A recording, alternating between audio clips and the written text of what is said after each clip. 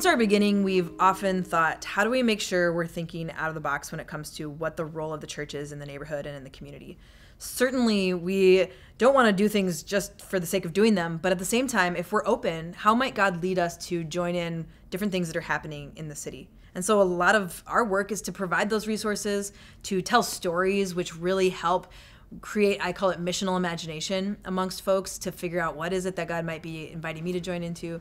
And so there's various different things that we've done over the years to encourage people to light that spark in them, to consider what that might look like for them. For instance, we created a neighborhood bingo where you get a little bingo board, and over the summer, your goal is to figure out how to do each of these relatively small things.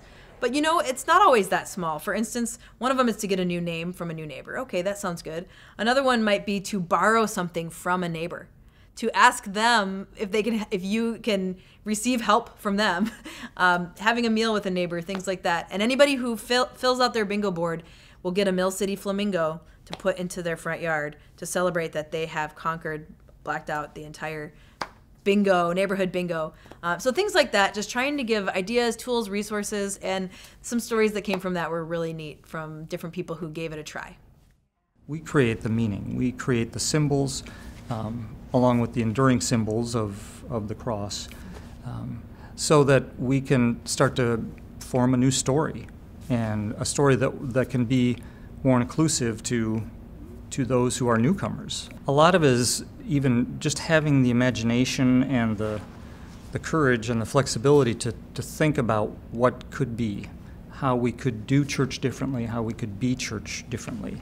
And once you allow yourself to start going down that road, it starts to open up pathways that may not have been there before. And I think that's the exciting part of what I do now, is to see light bulbs go on when people say, you know, I don't know that we'd ever thought of that before, or we hadn't allowed ourselves to think about that before. But it frees us up to think more about how is God already working in the world, and how do we respond to that or move with that.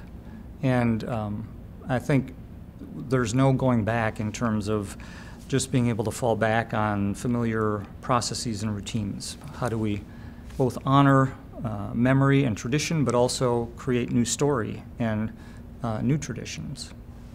When people get excited, when they have a missional imagination and they get going, they want coaches, they want to talk it out, they want to tell the stories.